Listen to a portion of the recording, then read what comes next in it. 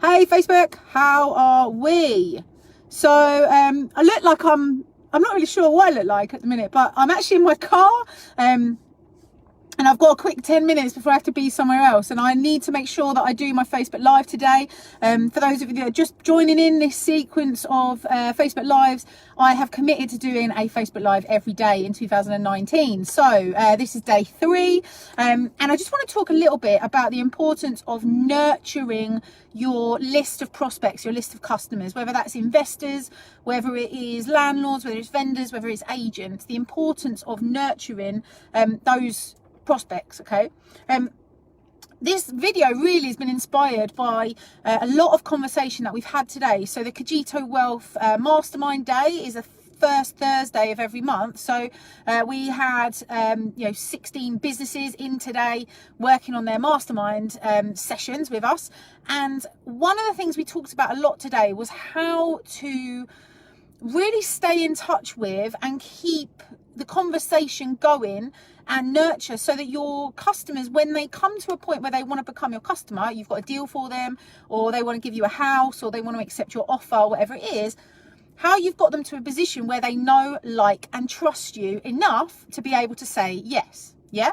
So the importance of know, like, and trust, okay, is that if you imagine yourself, if you walk into a room with strangers, is it likely you're going to do a deal with that person that you've met in the first few minutes? It's unlikely, because you don't know them, you don't necessarily like them, you don't know anything about how their service is going to help you, you don't know necessarily how the thing they're putting on the table benefits you, or whether or not you even want to work with them or anything like that. So the important part of this is when you get the lead for the customer, or you start to build your investor list, whatever it is, it doesn't stop there. You don't get the list, get the kind of contact details, and then do nothing with it. It's really important that you actually nurture them.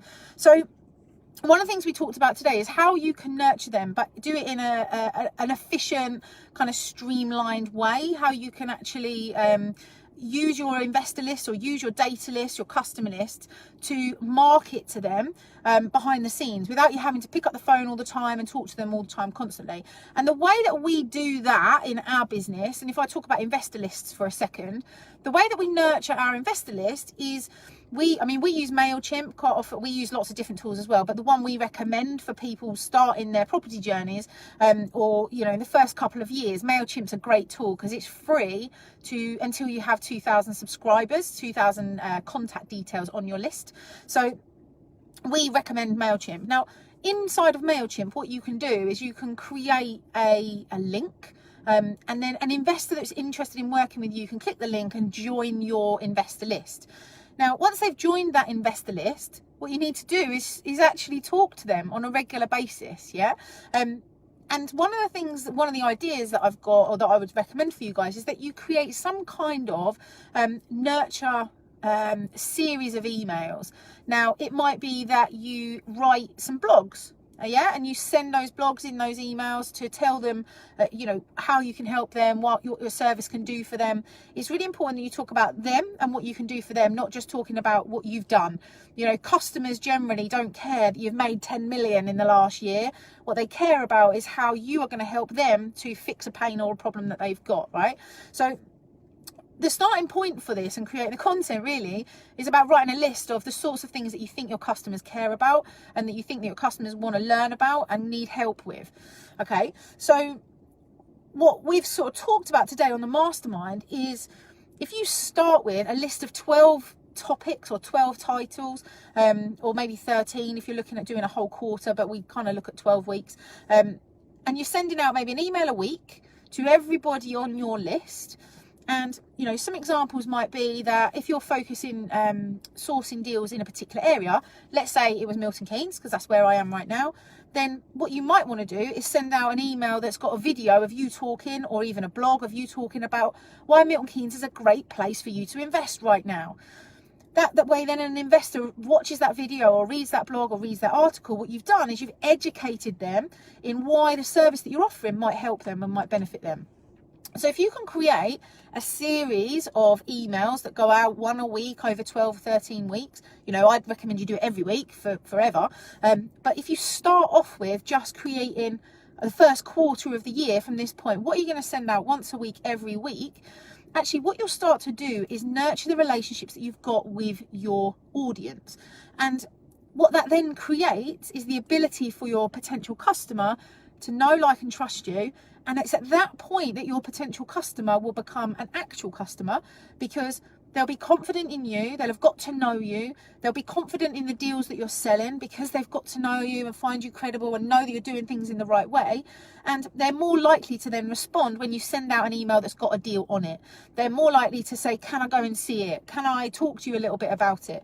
The more that you nurture the relationships with your audience, the more likely you are to be able to secure the deals and actually get quicker decisions from them when it comes to an actual sales conversation, whether it's to sell a deal or whether it's to take on a unit or whatever it might be. Okay, and this applies to every group of audience that you would be working with. So for us, we've got corporate clients that we nurture, because when you phone them, they might not be ready for your service today, but they might need your service coming up. And so you talk to them, be on the tip of their tongue, so that actually when they do need your service, they've got access to your contact details, they know a bit more about you, they've talked to you a little bit more, or they feel like they've talked to you a little bit more because you've sent them good content. So we've got our corporates that we nurture. We've also got our landlords list, so where we're doing marketing to source like rent-to-rent deals. We've got a list of landlords that have inquired or talked to us in the past, maybe people we've put offers out to in the past that have said no, or even that have said yes but have other houses. We talk to them about different opportunities that, different clients that we've got that need accommodation, different requirements that we've got, how we can manage their property different to a letting agent. There's lots of different sort of content you can put out for landlords. We also have some nurturing around the agent side of things.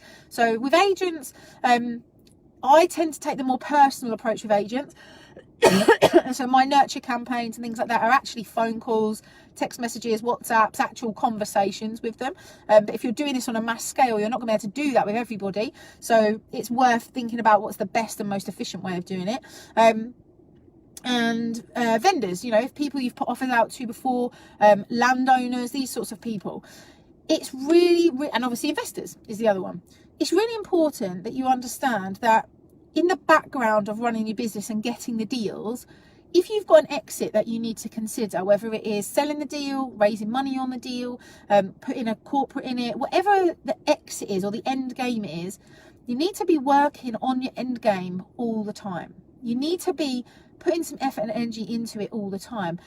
We talk a lot, and there's a lot of focus in our world about getting the deal, about actually securing the deal.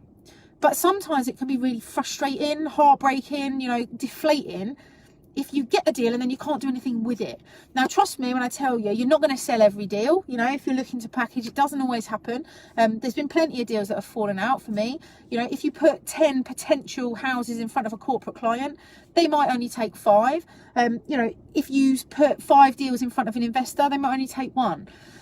The whole point with this is, and the nurturing aspect of it, is to be able to minimise your risk, minimise the wasted time that goes in when people won't buy your deal or you can't complete. And the reason that actually you manage to minimise that is because they know, like, and trust you. They have built a relationship with you. They know, because they've got to know you from the content you've put out. They've probably have done their due diligence on you. They'll have researched you. They'll have kind of asked their friends about you. They'll have asked for recommendations, or they'll have seen recommendations, referrals and things like that. One of the other things you can send out is testimonial videos, that sort of stuff. Anything that builds trust, anything that builds credibility. It's so, so, so important. And you can do this online, you can do it offline. But MailChimp is one of the really great tools that we use to be able to do this, because you can actually schedule emails if you want. So if you want you in the same way you can schedule in social media, if you wanted to say, well, I want an email to go out once a week, every week for a year, you could write them all in a day. Probably you could do it in a day. Schedule them all in a day, and actually then they're ready to go out. Now, the problem with doing it that far in advance is that actually things like legislation changes, market changes and things like that. So doing it for a year is a pretty tall order, and you probably have to go back and change some stuff. So what I'd recommend actually is that you maybe work a quarter at a time or a month at a time, and work on your nurture campaigns in that way. I hope that's been super, super helpful. It's one of the things that we talk about on our 1-day training event in Milton Keynes that we do. It's called Property Made Simple, for those of you that do not know. The next one is running on the 12th of January in Milton Keynes. It's actually at this venue. You can't see it because it's pitch black, but it's in the same venue we hold our mastermind in. And we have an amazing day planned. So anybody who has not got a ticket for that, we've actually been able to put the event on at no charge to you, because our sponsors have covered the cost of hiring the venue and the cost of the staff for the day, which is amazing. Massive thank you to the Property Insurance Hub for that. Anybody who wants to come and register for that, I'm going to stick the link into the comments box so you've got it. I would love to see you, because understanding not just the property side of things, but understanding how you build a business and how you build a customer list and how you actually nurture your relationships and how you build a reputation in your marketplace is so, so important. It's one of the things that I show you how to do on the 1 day. It's a pretty action-packed day, but that is one of the topics that we cover. So I will put the comments, I'll put in the comments the link. I will leave you guys to it. Have a lovely evening. I'm heading home now after a day of talking all day long at the mastermind. I'm going to give my voice a rest, and I look forward to catching up with you tomorrow for day 4's Project 365 video. Have an amazing night, guys. Whatever you are doing tomorrow, make sure you plan it tonight. Spend some time, reflect on what's happened today, really think about what you want to get out of tomorrow, and then go ahead, wake up tomorrow morning and make it happen. Big love. I'll catch you guys later. Bye.